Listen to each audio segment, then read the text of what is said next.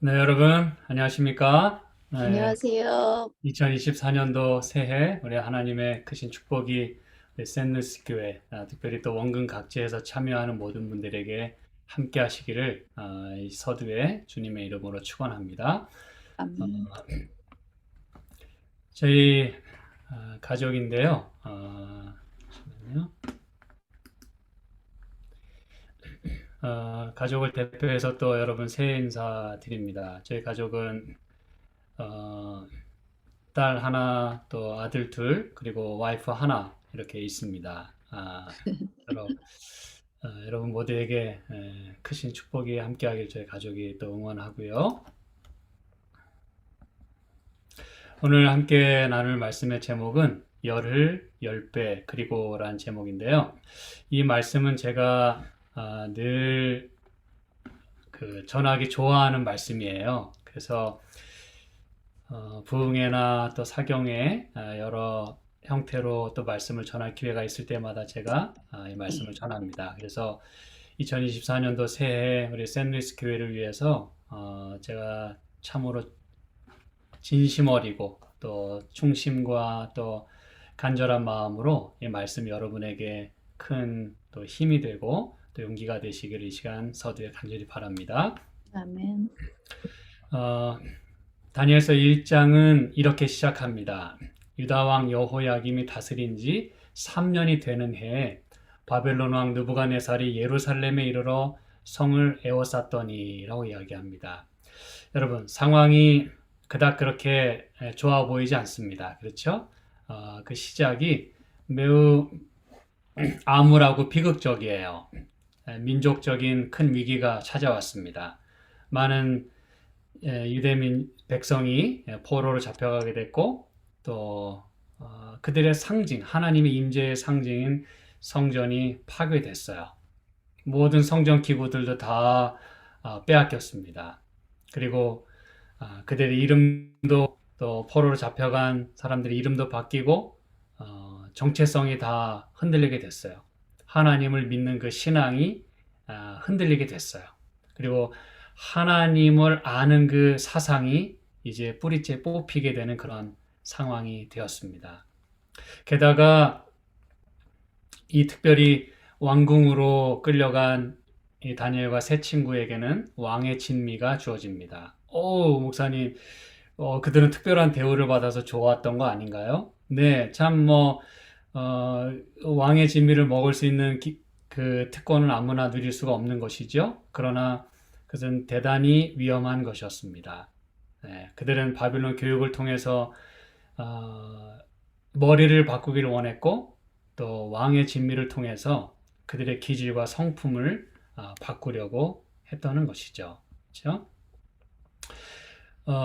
특별히 이 다니엘서 1장에 나오는 느부갓네살이 성을 에워싸고 성전을 파괴하고 기명을 가져가고 포로로 잡아가고 이름도 바꾸고 왕의 진미도 먹이고 하는 이 엔드가요 단순한 그 사실의 나열이 아니라 특별히 이 히브리어 문법에 보면 점점 강도를 더해 간다는 걸 우리가 알 수가 있어요.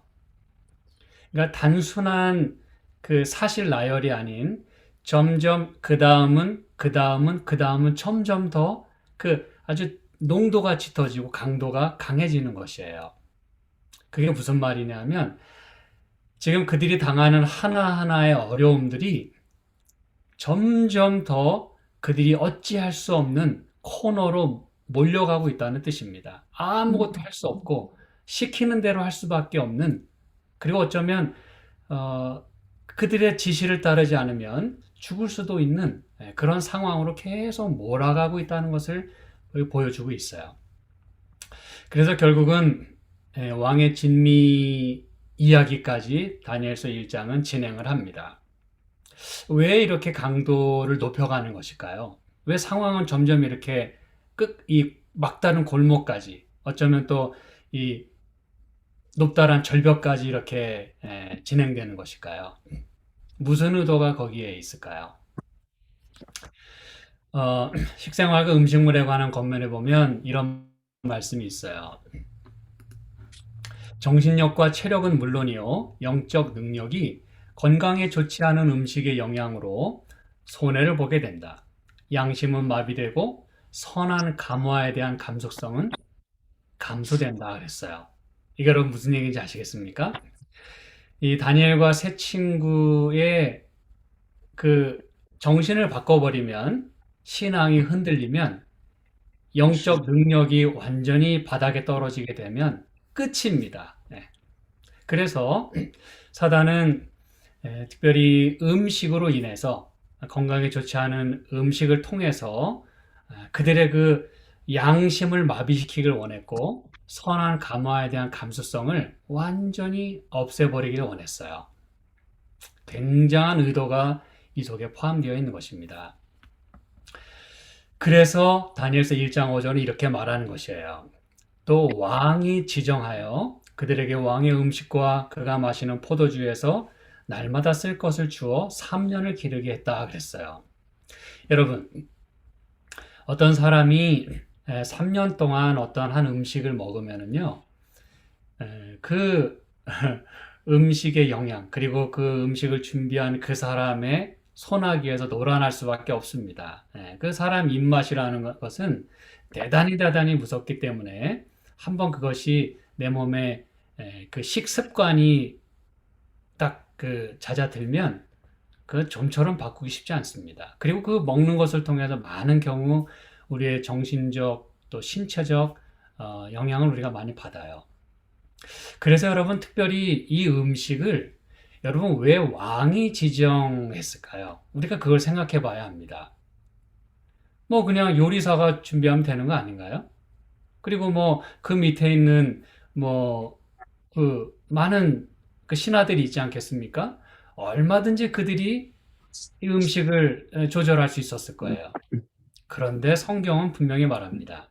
왕이 그 음식을 지정했대요. The king assigned. 우린 이거를 대단히 중요하게 생각해야 합니다. 왜 그 바벨론 왕이 그 당시에는 그 온 천하를 다스리던 그 왕이 말이죠. 한낱 그 포로에 불과한 나라가 망해서 이곳에 끌려온 그 특별히 그 소년들에게 왜 왕이 음식을 지정했겠냐 이것입니다. 여러분, 이건 대단히 무서운 이야기예요. 그래서 여기 지정했다라고 하는 부분의 그 히브리어 그 단어를 보면 특별히 강조형 이 동사가 사용이 됐어요. 히브리어는 일반 동사가 있고 또 뭐 강조형 동사가 따로따로 다 있어요. 그런데 이 부분에는 특별히 강조형 동사를 따로 사용을 했습니다. 굉장히 중요하다는 뜻이죠. 왕이 그만큼 여기에 굉장한 목숨을 걸었다는 거예요. 뭐 하기 위해서 그랬을까? 우리가 이제 그거를 알아야 된다는 것입니다. 이건 여러분 뭘 말하냐면, 마지막 시대가 되면 여러분 이 요한계시록에 보면 그리고 세상 역사 또 이 신앙 역사를 보면 처음에는 이 사단이 여러 그 대리자들을 보냅니다. 뭐 바벨론, 메데 페르시아, 그리스, 로마, 뭐 교황권 다 이제 그 대리자들을 보내요. 그런데 막바지에 이르게 되면 특별히 여러분 그 요한계시록 12장에 보면 용이 그 여자가 낳으려는 아이를 삼키려고 했다 그랬잖아요. 그죠? 이건 좀 별 그 이 외의 이야기입니다만 굉장히 중요하기 때문에 제가 말씀을 드립니다. 그런데 아이를 낳았어요. 그리고 그 아이가 이제 온 천하를 이제 그의 구원으로 다 이루시고 또 하늘에 올라갑니다. 그리고 이 용은 또 그 여자를 낳은 아이를 낳은 여자를 또 핍박합니다. 그리고 여자는 광야로 도망을 해요. 그런데 끝내 죽이려고 했지만 여자는 죽지 않습니다. 그리고는 여자의 남은 자손이 등장해요.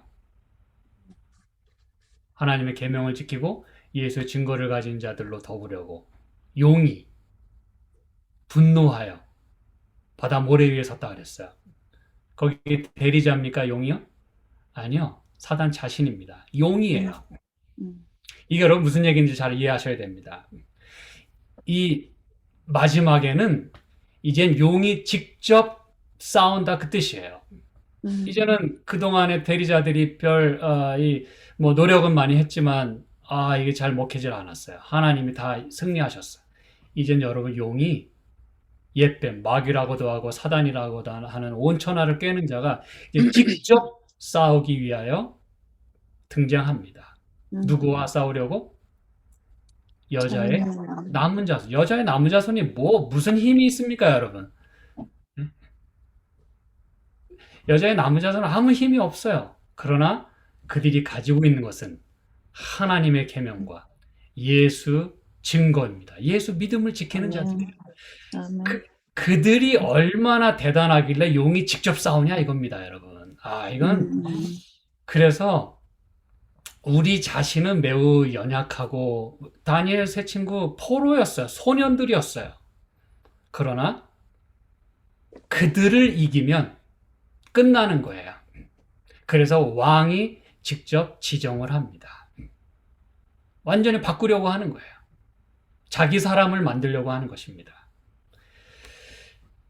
그래서 여러분, 이 왕의 진미를 이렇게 먹이려고 하는 것은, 안 먹으면 안 되도록 만들었다 그 뜻이에요. 네. 그래서 거절하면 죽을 수도 있어요. 특별히 또 왕의 음식은 여러분 잘 아시다시피, 이 이방신을 제사하는 데 사용되었던 음식이지 않습니까? 그렇죠? 그래서 그 왕의 진미를 먹는다고 하는 것은 왕에 대한 충성, 또 그가 섬기는 이방 신을 그가 예배한다는 것을 의미하는 거였어요. 특별히 왕의 진미는 여러분 잘 아시다시피 레위기 11장에 그 부정한 음식들이었습니다. 여러분, 하나님의 백성에게 있어서 특히 뭐 유대인들을 포함해서 말이죠. 부정하다, 정하다 이것은 목숨과도 같은 이야기입니다, 여러분.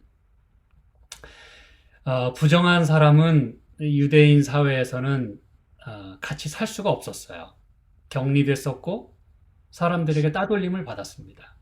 그 뭐 좋았던 건 아니지만 그건 뭘 말해주냐면 클린과 언클린의 이 이야기는 그 사람이 그 사회에서 살 수 있느냐 없느냐의 그 의미였다는 뜻이에요. 그런데 이 다니엘과 세 친구가 받은 음식은 부정한 음식이었습니다. 한마디로 코셰르, 여러분 잘 아시죠? 오늘날에도 유대인들은 그 코셔 음식만 먹어요. 그렇죠? 이 성경에 거룩하다란 단어보다 더 많이 사용된 단어가 코셰르란 단어입니다. 깨끗하다, 정하다, 적합하다. 네. 무슨 얘기인지 아시겠죠? 그만큼 그거는 거룩한 만큼 중요한 그 의미였어요. 다니엘과 세 친구는 왕의 진미를 먹으면 부정해지는 것이고 하나님 편에 서면 끝까지 깨끗한 사람으로 정결한 사람들로 남아있는 거예요. 하나님의 그 뜻이 그거였어요. 그런데 이 환관장은 이제 이 다니엘과 세 친구에게 회유를 시킵니다. 니네 나라 망했어. 그리고 니네 지금 포로로 잡혀왔어. 더 이상 희망 없어. 니네 이름도 다 바뀌었어. 그렇죠? 더 이상 내려갈 데 없어. 이 상황에서 뭐 음식 하나 바꾸는 거 뭐 그 대수냐? 이거 먹어. 이거 아무나 못 먹는 거야 이거. 그리고 중요한 건 내 말을 따라하지 않으면 니네 죽을 수도 있어. 그런데 내 말을 따라하면 내가 장담하지. 니네 출세시켜줄게 내가. 여러분 이 정도 되면 누가 왕의 진미를 마다하겠습니까? 죽는 대신 말이죠. 살 수 있다는데. 출세 보장해 준다는데. 성경은 말합니다. 그러나 but 다니엘은 뭘 정했다? 뜻을 정했다. 그랬어요. 그래서 왕의 음식과 그가 마시는 포도주로 자기를 더럽히지 아니하리라. 이게 그 얘기예요, 여러분. 여러분이 이제 새해를 맞이했고 또 예수님의 재림을 준비하는 백성들입니다. 그런데 성경의 굉장히 중요한 컨셉은 정결입니다. 성결이에요. 이게 여러분, 제가 또 지난번에도 말씀드리기도 했고 또 앞으로도 기회 있는 대로 또 말씀드리겠습니다만, 어, 이, 이 성결하고 정결한 이거는 하늘나라 갈 수 있느냐 없느냐 그거예요, 여러분. 네. 다니엘은 그리고 그 친구들은 자기를 더럽히지 않기 위하여 환관장에 구했다 그랬어요. 뜻을 정했다 그랬어요. 그럼 여러분 이제 여러분이 생각하셔야 됩니다. 무슨 뜻을 정했다는 얘기일까? 누구 뜻을 정했다는 얘기일까? 그렇죠? 네. 우리가 잘 압니다. 내가 내 뜻을 정하면 어느 정도는 힘이 나고 또 내 삶을 이렇게 이끌어 갈 수 있어요. 그리고 뜻을 정하지 않는 한, 목표를 세우지 않는 한, 또 결심하지 않는 한 일은 잘 이루어지지 않습니다. 그럼 여기서 말하는 이 뜻을 정했다는 거는 그래 내가 새해 이렇게 살기로 결심했어. 뭐 이 정도의 의미일까요? 이제 이 뜻을 정했다고 하는 것이 어떤 류의 의미인지 어떤 정도인지를 저와 함께 좀 살펴보시면 좋겠습니다. 이 다니엘이 말이죠. 내가 결심했어. 뭐 이런 정도로 자기 자신을 의지하지 않았어요. 이 성화된 생에 보면 이런 말씀이 있습니다. 다니엘은 감히 자신의 도덕적 능력을 신임하지 않았다. 기도는 그에게 필수 요건이었다. 그는 하나님을 자신의 힘으로 삼았으며 그의 생애의 모든 일을 행할 때에는 항상 하나님을 경외하는 마음으로 모든 일을 하였다. 네. 여러분 이거는 내가 그래 내 힘을 믿고 내가 결심했다 이런 얘기가 아닙니다, 여러분. 다니엘은 그 어린 나이지만 자신의 도덕적 능력을 신임하지 않았고 하나님을 자신의 힘으로 삼았다 그랬어요. 그래서 기도에 목숨을 걸었다 그 얘기입니다, 여러분. 다니엘의 뜻을 정했다는 것은 자기 자신의 뜻을 정한 게 아니에요. 무슨 뭐 자기 자신이 세운 목표를 정했다 그 얘기가 아닙니다, 여러분. 그럼 이게 무슨 얘기냐? 그는 하나님의 뜻을 알았어요. 자기 뜻이 아닌 하나님의 뜻이 무엇인지 알았어요. 그거는 바로 레위기 11장에 나오는 내가 거룩하니 너희도 거룩할지어다 라는 말씀입니다. 한번 따라서 해보실까요? 내가 거룩하니 너희도 거룩할지어다. 이게 하나님의 뜻이고 다니엘은 이것이 무슨 얘기인지를 알았어요. 그래서 스스로 더럽히지 말라 이렇게 말씀했잖아요. 바로 위에, 그렇죠? 그래서 다니엘은 자기 자신을 더럽히지 않게 하기 위하여 환관장에게 구했어요. 뜻을 정한다. 이 하나님의 뜻을 알고 그 뜻을 정하고 환관장에게 구했다 그 얘기입니다, 여러분. 네. 참 여러분이 이 말씀을 좀 잘 기억하실 수 있으면 좋겠어요. 절제 생활에 보면 이런 말씀이 있습니다. 하나님께서 우리에게 선택력을 주셨다 그랬어요. 그렇죠? 그것을 활용하는 것은 우리가 할 일이다. 우리는 하나님을 섬기기로 선택할 수 있고 우리의 의지를 그분께 드릴 수는 있다. 그러면 그분께서는 당신의 기쁘신 뜻을 따라 우리 안에서 역사하실 것이다. 그리하면 우리의 온 성격이 그리스도의 지배 아래 놓이게 될 것이다. 네. 그래서 여러분 다니엘은 하나님의 뜻을 두었다 그 뜻입니다. 네. 하나님을 자기의 생명으로 자기가 따라야 할 그런 온전한 주님으로 선택했다는 거예요. 하나님을 섬기기로 선택했어요. 이게 뜻을 정했다는 이 영감의 글의 의미인 것입니다, 여러분. 그러면 하나님이 그분의 기쁘신 그 뜻을 따라 우리 안에서 역사하실 것이다 그랬어요. 네. 얼마나 아름다운 말씀입니까, 여러분. 내가 내 뜻을 따라 행하면 3일도 지나지 않아서 좌절됩니다. 그런데 우리가 하나님께 내 의지를 드리고 하나님을 섬기기로 선택하면 하나님이 그분의 기쁘신 뜻을 우리 안에서 행하실 것이다. 그 얘기입니다, 여러분. 다니엘은 뜻을 정했다 그랬어요. 이건 여러분 놀라운 말씀입니다. 다니엘은 뜻을 정했다. 이 말씀의 원어적인 의미를 살펴보면요. 제가 이제 좀 더 깊이 좀 여러분에게 말씀을 드릴게요. 뜻을 정했다는 것은 put이라고 하는 단어입니다. 그 의미예요. place. 이건 무슨 뜻이에요? 둔다. 그 뜻입니다. 둔다. 그렇죠? 그러면 다니엘은 뭘 뒀다는 얘기인가? 그렇죠? 뒀다는 얘기인데. 자, 그러면 성경 가운데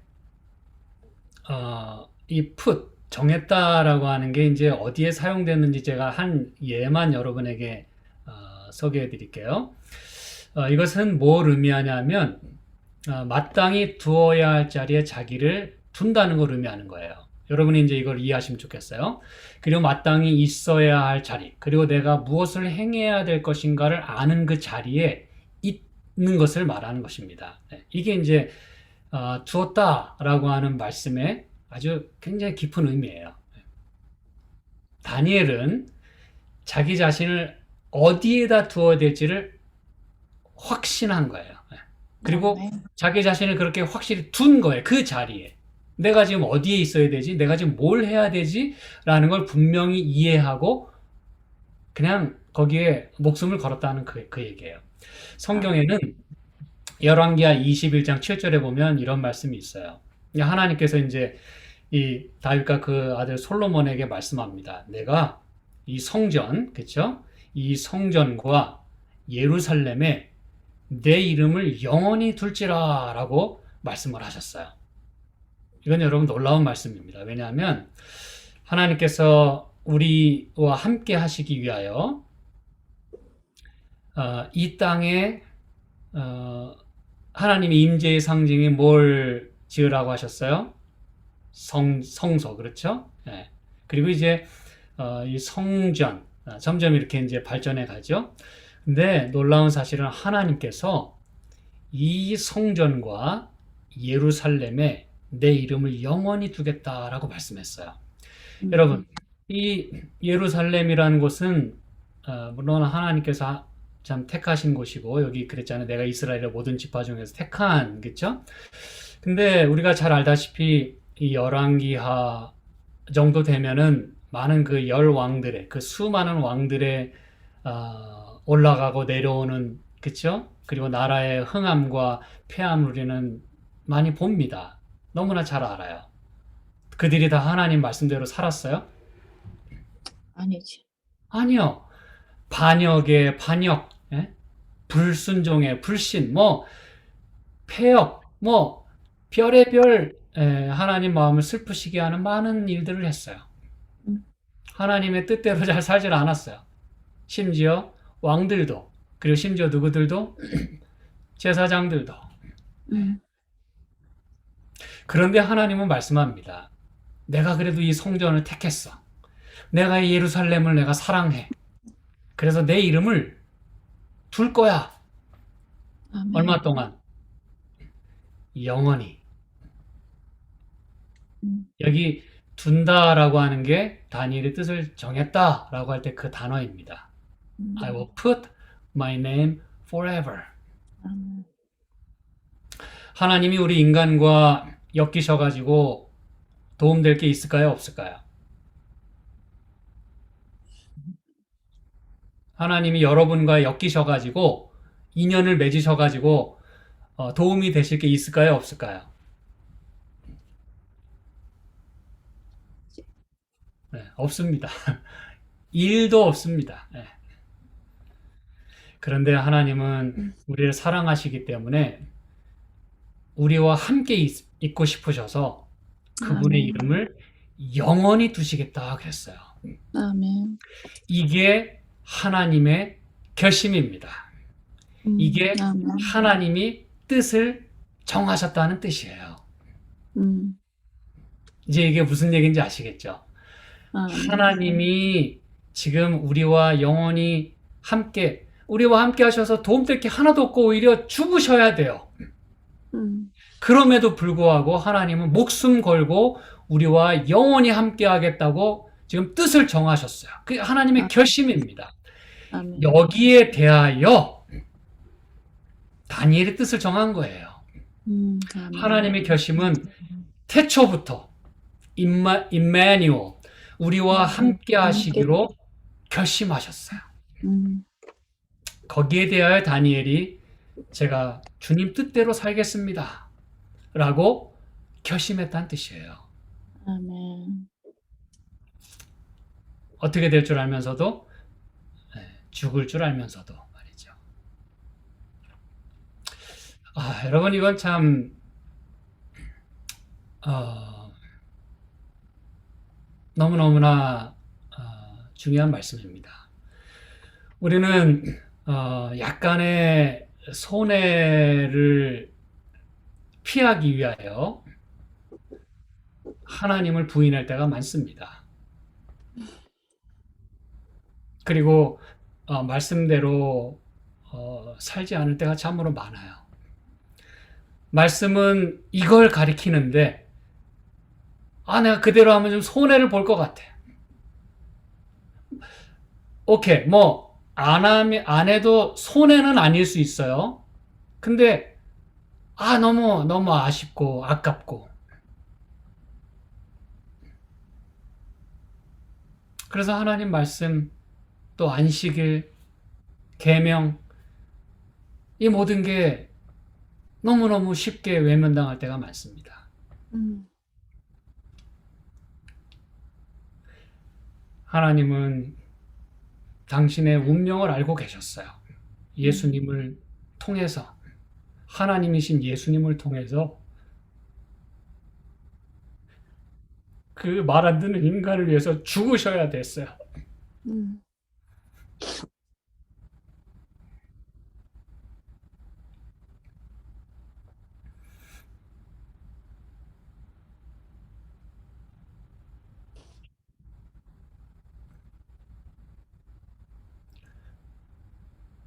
그걸 알면서도 그분은 뜻을 정하셨어요.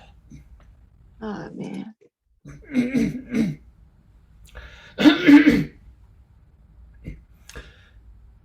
다니엘은 그 어린 나이였지만 그런 하나님의 뜻을 따라 그도 결심합니다. 그도 뜻을 정합니다. 주님의 뜻이 이건지 제가 알았으니 이대로 제가 살겠습니다.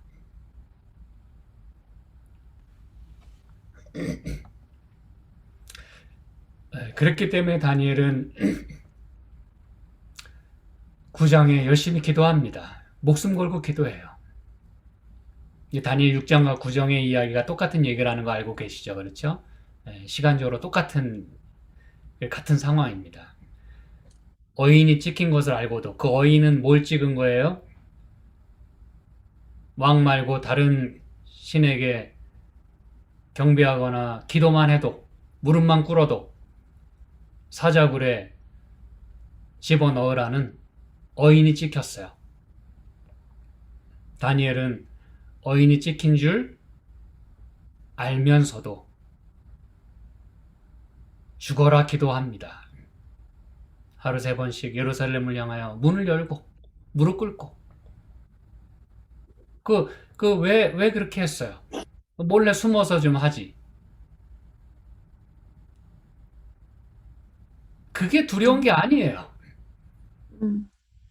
하나님을 제대로 드러내지 못하는 게 두려웠던 겁니다, 여러분. 아멘.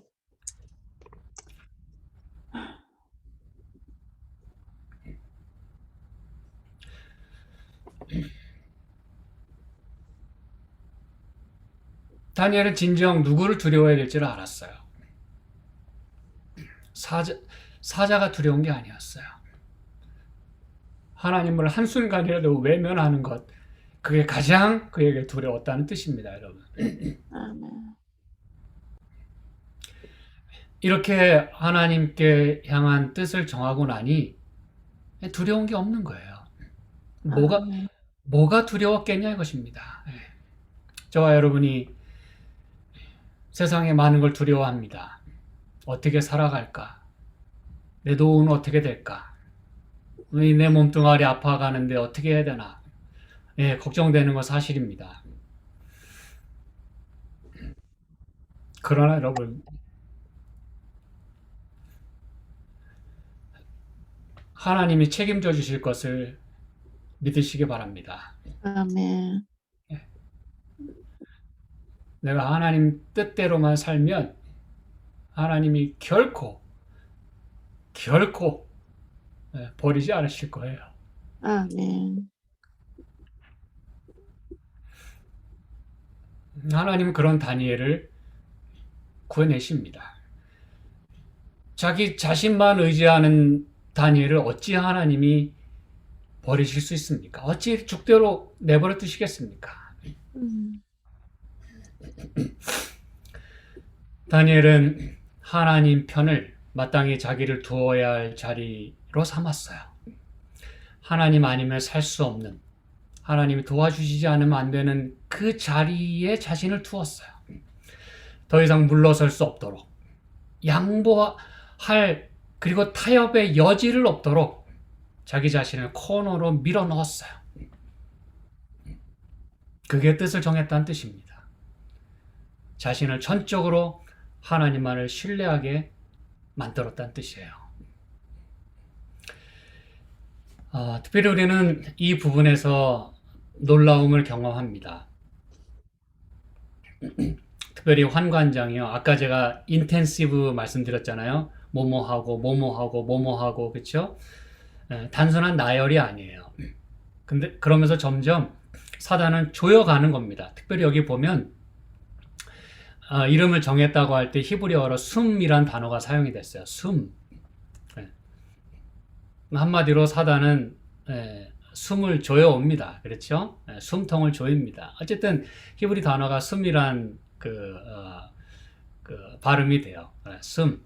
그래서 황관장은 그들의 이름을 다니엘의 이름을 벨드사살이라 하고, 그렇죠? 하나냐, 미사엘, 아사랴 이름을 각각 샤드락, 미샥, 아벳느고라고 다 숨 합니다. 그때 다니엘은 뜻을 정합니다.